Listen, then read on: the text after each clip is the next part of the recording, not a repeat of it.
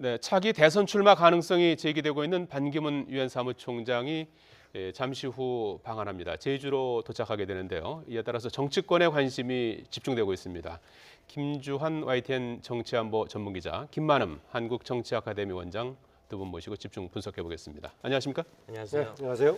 자, 반기문 유엔 사무총장 이제 잠시 후 제주 공항에 도착할 예정인데 터키에서 들어오는 거죠? 터키에서 일정을 해서 예. 그 홍콩에서 비행기를 갈아타고 제주공항에 도착하는 걸로 이렇게 예정이 돼 있습니다. 예, 5박 6일간의 일정이라고 하는데요. 간단하게 예, 일정을 좀 소개해 오늘 주시겠습니까? 일단은 해서 오늘 오후에 예. 잠시 쉰 다음에 이 중견 언론들의 모임이죠. 관훈 클럽 그 임원들하고 어떤 비공개 그 토론회가 예정돼 있고요. 그리고 예. 내일 이제 본 행사죠. 예, 가장 휴관하고 있습니다만. 가장 의미 있는 제주 포럼 기조 연설을 하게 됐습니다. 이 제주 포럼에 대해서는 좀 설명이 좀 필요할 것 같은데 예. 반기문 사무총장이 1년 만에 방한하는 가장 큰 목적은 사실 제주 포럼 때문에 그럽니다. 올해가 예. 11번째 행사인데 2007년도에 당시 노무현 대통령이 저 포럼에 참석해서 제주 평화 선언, 제주 프로세스라는 것을 해서 이 한반도가 동북아의 평화 연구의 중심이 된다 이런 논의를 한 적이 있고요. 저 행사 자체가 전직 정상들이 6분이 나오고 국제 안보 관련 전문가들이 5천여 명이 참석을 합니다. 그래서 관심 있는 거는 한반도 비핵화 문제에 대한 어떤 틀을 논의가 가능성이 있고요. 그런 일정 때문에 한국에 오는 거고요. 그다음에 이 지금 잠시 27일 날 일본에서 열린 G7 참석을 하고 28일 날 하루 쉬고 그다음에 그 일산에서 열리죠. 예. 국제 로타리 클럽도 역시 29일에 다시 하고 예. 그다음에 경주로 들어와서, 가서 예. 그 NGO, UN NGO 관련 유스코코스라는 주제로 열리는데 거기서 역시 기조를 해서 이 동선은 사실 UN 관련 동선이 많은데 우리 관심은 사실은 이제 그 대망론 관련해서 이 부분에 대한 언급이 많은 부분이 사실이죠. 예. 자, 5박 6일 동안 이제 제주와 서울, 일본을 이제 오가면서 광폭 행보를 이제 벌이게 되는데 김만음 대표님, 지금 반기문 사무총장을 주목하는 이유는 무엇보다도 이제 총선 이후의 첫 방한이고 이런 부분들 때문에 상당히 주목하고 있는 거 아니겠습니까? 네, 그렇습니다. 총선이 끝났기 때문에 총선 이후의 정치 일정은 대부분 이제 대권 행보에 주목을 하게 되겠죠. 예. 물론 그 전에 이제 여야당이 워낙 어려운 상황에 처해 있기 때문에 정당들의 정비 과정에 당장은 주목하고 있습니다만 예. 그 정비 과정도 차기 대선 후보들과 관련이 됐을 겁니다. 반기문 총장은 이제 더구나 그동안에는 한 1년 전, 심지어는 7, 8개월 전까지만 해도 여야를 넘어서 심지어는 야권에서도 유력한 후보로 영입할 만큼 그런 왔다 갔다 했지 않습니까? 예.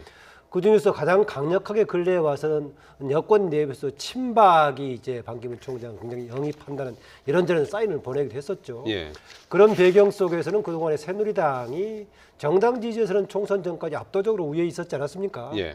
그리고 당을 주도하는 세력이 친박이었고 예. 다만 이제 차기 유력 주자가 없는 상황이었죠. 그래서 유력 주자만 영입할 수 있다면은 당 지지세에 폭넓고 유력 주자가 온다면 금상첨화였겠다 해가지고 반기문 총장이 여러 번 거론이 됐습니다. 예. 흔히 과연 반기문 총장이 우리나라의 대통령을 지망할 정도의 권력 의지를 가지고 예. 있느냐라는 거였었는데 반기문 총장의 권력 의지에 대해서는 누구도 의심하지 않을 것입니다. 사실은 있다. 예, 유엔 사무총장으로 가는 과정도 그랬고요. 예. 본인이 명백하게 우리나라에서 대통령에 도전하지 않겠다라고 명백한 의사를 표명한 적이 한 번도 없습니다. 예. 그런 과정인데요. 그래서 시기적으로 그런 상황에다가 새누리당이 총선 참패 이후에 참패 과정 속에서 유력 대권 주자들이 대부분 몰라 그랬죠. 그러니까 더욱 주목을 받고 있는 상황입니다. 예. 그런데 시기적으로요.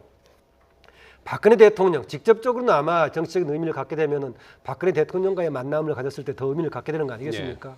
또 한편으로는 충청 지역을 방문하면 충청 대망론 나오니까 주목을 받을 건데 예. 둘 다 이번엔 피하게 됩니다. 충청 지역 방문 일정은 없죠? 당장은 잡혀있지 빠져 않는데 있고요. 혹시는 모르겠습니다. 예. 박근혜 대통령은 오전에 지금 아프리카 순방을 위해서 예, 출국했고요. 그래서 이제 서로 장소가 교대가 되는 셈입니다. 박근혜 예. 대통령은 아프리카 순방을 하고 되고 그 기간 동안에 이제 반기문 총장을 오니까 엇갈리기도 합니다만 시기적으로 맞물려 가지고 행보를 주목합니다. 대신 예.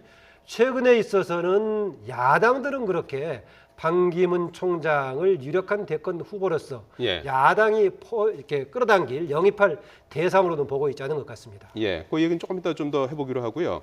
반기문 사무총장이 그동안 이제 임기 내내 이제 정치적인 입장과 관련해서는 그야말로 ND 입장을 밝혀오지 않았습니까? 그런데 이제 올해 말로 이제 임기가 끝나게 되는데 이제 한 7개월 정도 임기가 남아 있지 않습니까? 이번에 그 반기문 사무총장이 이제 발과 입에 이제 우리가 주목을 하고 있는데 입을 통해서 그와 관련한 약간의 좀 언급이 있을 것 같습니까? 저는 직접적인 발언은 없을 것 같습니다. 예. 아까 이제 김주환 기자께서도 이제 이번 제주 포럼의 중요성을 강조했는데요. 제주 포럼을 통해서 이런저런 충분한 메시지를 던질 수 있을 겁니다. 제주 포럼에 여러 가지 뭐 이슈, 세션이 있고 주제들도 많지만은 가장 큰 주제가 이제 평화가 되기 때문에 예. 평화 관련하면 또 이제 한반도 문제가 직접 거론될 소지가 있죠. 반기문 총장의 행보 관련해 가지고는 몇 개월 전에 이제 북한 방문해서 그동안에 이명박 정부에서부터 박근혜 정부 연속해서 지금 북한 문제를 풀지 못하고 있는 상황인데 예. 반기문 총장이 사무총장 자격으로 그동안에 우리 정부가 풀지 못했던 문제에 새로운 가교역을 한다면은 굉장히 의미를 부여받을 수 있고 차기 대권 주자에서 중요한 하나의 이제 그동안에 프리미엄을 갖지 않겠느냐 했는데 실질적인 성사는 되지 못했죠. 예. 성사는 시키지 못했는데 대신 이번에 아마 그 제주 포럼에서 그런 과정 속에서 세계적인 평화 메시지는 물론 대북 관계 메시지를 던지는 과정 속에서 또 한 번 주목받게 될 소지는 있다 그렇게 봅니다. 지금 예. 그 추가로 좀 말씀을 드리면요. 이 예. 제주 평화 포럼에서 앞서 제가 한반도 비핵화 언급을 했는데 중국 쪽 참석자를 저희 면밀히 볼 필요가 있어요. 중국의 의사결정에 굉장히 영향을 미치는 중국 개혁 포럼의 전 인민해방군 소장이 있고요. 그다음에 샤슈이라고 유엔 사무부 총장을 지낸 중국 이 외교 정치에 큰 영향력을 미친 그 상해 국제 중심의 그 천두수 소장이 이런 인사들이 참석을 하는데 예. 여기와 맞물려 6월 2일이 유엔 대북 제재 회원국들이 이행 보고서를 제출하는 겁니다. 근데 이 제주 포럼 5천여 명 중에 누가 오냐면은 예. 유엔 군축위원회 사무부총장 4명이 옵니다. 이 예. 사람들이 사실은 유엔의 대북 제재 결의안을 어느 방향으로 갈고 그냥 지금 경제 제재는 유엔 헌장 41조인데 이거보다 안 하면은 1960년대 처음 적용했던 42조 군사제재까지 논의할 수 있는 위치에 있는 인사들이 옵니다. 예. 여기서 논의된 거를 다 포함을 해서 담아서 만일에 반기문 사무총장이 한반도 비핵화 관련을 발언을 한다라면은 지금 김만은 박사께서 말씀하시는 또 다른 의미의 정치적 의미로도 해석이 될 수 있겠죠. 예, 일단 뭐 내일 아침 제주 포럼 개회식 기조연설을 하게 돼 있으니까 거기서 이제 그런 언급이 있을지 한번 기대를 해보고요. 김만음 원장님, 네. 일단 그 반기문 총장 같은 경우에 야권 같은 경우에도 지난번에 상당히 그 러브콜도 보내고 약간의 어떤 가능성도 좀 열어두지 않았었지 않습니까? 그 동안에는 말이죠. 네. 그런데 이번에 보면은 일제히 저 포문을 열었어요. 강하게 이제 비판하고 있는 상황인데 왜 이렇게 변한 겁니까? 야권에서는 지난해까지만 해도 상당히 강하게 심지어는 원래 당 소속으로 보면 우리 당 소속이다라고 글쎄요, 얘기했었죠. 예. 참여정부 때 이제 활동을 했었기 때문에 그런 얘기를 예. 했었는데요. 당시로서는 강력하게 요청했던 배경에 이런 것 있었다고 봅니다. 당시에는 이제 새정치민주연합이 야당을 독주하고 있을 때 아니었습니까? 예. 그런데 내부적으로는 뭔가 새정치민주연합이 재편이 필요하다라는 생각을 가지고 있었고요. 그 재편이라는 것은 결국은 차기 정권 경쟁에서 이제 뭔가 새로운 길을 닫기 위해서 하는 거 아니었겠습니까? 그 축을 이제 반기문 총장이 해주기를 바랬었죠. 예. 그 나머지 기간 동안에 그런데 야권이 지금 재편돼가지고 국민의당이 또 새로운 당이 생겼고요. 그래서 유력하게 지금 이제 기존에 이미 활동을 했던 문재인 더불어민주당의 전 대표가 있고 국민의당에 지금 안철수 대표가 있는 상황에다가 원외에 지금 유력하게 손학규 전 대표도 지금 이제 활동을 시작하고 있는 상황이고요. 예. 심지어는 이제 그동안에 전면에 등장하지 않았던 지방자치당으로 단체장으로 활동하고 있는 박원순 시장 또 안희정 지사 등도 잠재적인 대권 후보군으로 거론이 되고 있는 상황이어서 일단 크게는 야권이 이제 뭔가 새로운 변화를 추구하고 있는 상황이기 때문에 예. 그렇게 야권의 대상으로 삼고 있지 않아서 이제는 반기문 총장의 차기 이제 대선의 영역이 여권의 범위로 되게 이렇게 좁혀지는 것 같습니다. 예. 혹시 이거는 모르겠습니다. 현재 이제 여야당의 정당 체제가 여야의 기존 체제를 넘어서서 정당이 재편된다면 그것하고 맞물려 가지고 혹시 이제 반기문 총장이 다른 이상을 좀 가질 상황은 있습니다만 현재 체제가 지속된다면 여권 만약에 간다고 했을 경우에는 여권 후보군으로 간다 이렇게 볼 수 있겠습니다. 예. 자, 그렇다면 현재로서 반기문 사무총장 같은 경우에 이제 여론조사를 해보면은 1위를 하고 있지 않습니까? 대선 후보로서의 반기문 그 파괴력이랄까요? 어느 정도로 예상할 수 있겠습니까? 뭐 근래 조사에서 1등을 했었죠. 1등을 예. 하고 과거에도 많이 1위가 나왔었는데요. 그러나 과거만큼 그렇게 압도적으로 1위는 하지 못하고 있는 것 같습니다. 예. 어떤 면에서는 반기문 총장의 가장 큰 무기는 오히려 현장 정치에서 활동하고 있지 않기 때문에 나왔더니요. 예. 그런 현상 과거에도 반복적으로 있었었죠. 고건전 총리라든가. 고건전 총리는 이제 노무현 전 대통령의 대행 역할도 임시 하긴 했습니다만 그런 과정이 있었고 그 이전에 문국현 씨 같은 경우인가 아니면은 바로 근래 이제 안철수 현상도 그런 거 아니었겠습니까? 그래서 예. 가장 큰 무기는 그동안에 특별하게 보여줬던 정치적인 무슨 경력이라든가 이런 리더십보다는 기존 정치에 대한 뭔가 국민들의 실증 불만 속에서 우리 다 국제 무대에서 신사 이미지를 가지고 활동하고 있는 그런 게 장점이 되겠는데 예. 이런 것만 장점을 가지고 있기 때문에 오히려 국내 정치에 들어왔을 때 과연 현실적으로 예. 얼마나 역량을 보여줄지 이런 테스트 과정은 남아 있습니다.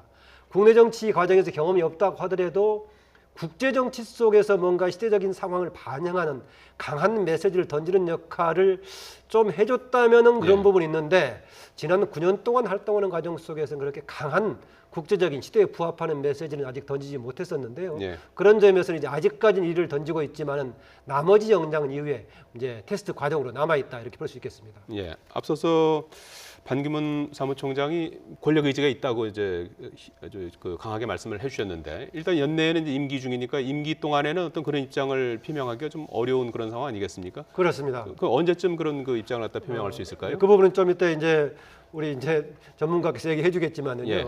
김정환 기자가 얘기해 주시겠지만은 당장은 얘기가 어려운 게요. 예.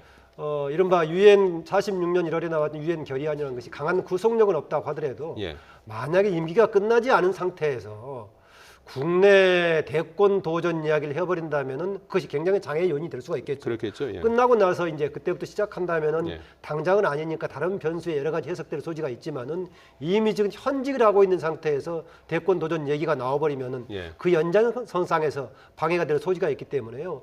당장은 본인이 직접적인 거론을 하지 않고 관련된 간접적인 메시지를 던질 가능성이 있다 그렇게 봅니다. 예. 지금 말씀하신 이제 유엔 일부 언론에서 반기문 총장의 대선 후보는 유엔 결의안 위반 아니냐라고 이렇게 그 반의문을 던지고 있는데 두 가지 관점에서 좀 문제가 있는 지적이라고 봅니다. 1946년 1월에 제1회 유엔 총회에서 1차 결의안에서 이 부분인데 당시 유엔 사무총장이 트리그네 류라는 노르웨이 사람이었습니다. 예. 그런데 이때는 유엔이 왜 만들어졌습니까? 2차 대전 같은 참화가 지구상에 없이 하도록 하자. 그래서 당시 추축국 독일, 일본, 이탈리아 이런 나라는 참여를 못했어요. 예. 이런 나라들이 유엔 회원국이 된 건 1980년대 중반 이후입니다. 예. 우리나라는 1991년도에 가입이 됐죠. 예. 그러면 이 지금 결의안을 국내 언론에서 보도를 한 규정을 하면은 굉장히 경광부회죠. 경광부회라는 근거 중에 하나는 70년 전의 규정을 지금 적용을 하면은 그 정신을 살리자면은 앞서 말씀드리는 당시 추축국들은 지금 유엔 평화 유지 활동을 하면 안 되는 겁니다. 예. 그리고 이거는 권고 사항이지 국제법 규정이 아니거든요. 그런데 이걸 마치 국제법을 어긴 것처럼 이런 뉘앙스를 풍기는 그런 좀 문제가 있고요. 또 예. 하나는 이 부분에서 퇴임 직후라고 했는데 사실은 나중에 닥 함마슐트 같은 독일 그러니까 나중에 독일 대통령도 하죠. 예. 그다음에 뭐 여러 가지 페루 출신이 있었고 케야루가 있었고요. 발타임 콜드 사무총장도. 발타임 이제 예. 독일이었고 그다음에 그 오스트리아 대통령 오스트리아 가졌죠. 예. 대통령도 했었고 그다음에 이집트 출신의 부트로스 부트로스 갈리가 있었고 그런 이런 예. 인사들이 있었는데 이 부분을 좀 그 유엔 헌장 내용을 꾸준히 좀 면밀하게 볼 필요가 있고요. 이 부분은 사실은 그 좀 어떤 일부 어제 잠재적 후보도 말씀하셨지만은 예. 좀 속박을 하려는 의지가 아니냐. 물론 여기서 말씀드리는 거는 반 총장을 뭐 두둔하려는 건 아니지만 좀 네. 전후 맥락을 좀 정확히 파악을 해서 좀 전달을 해줬으면 좋을 차원에서 말씀드리는 겁니다. 예, 알겠습니다. 자, 반기문 사무총장이 한 10여 분 정도 뒤에 이제 도착할 걸로 이렇게 예상이 되고 있습니다. 예, 김주한 YTN 정치안보 전문기자 김만음 한국정치아카데미 원장이었습니다. 두 분 도움 말씀 고맙습니다.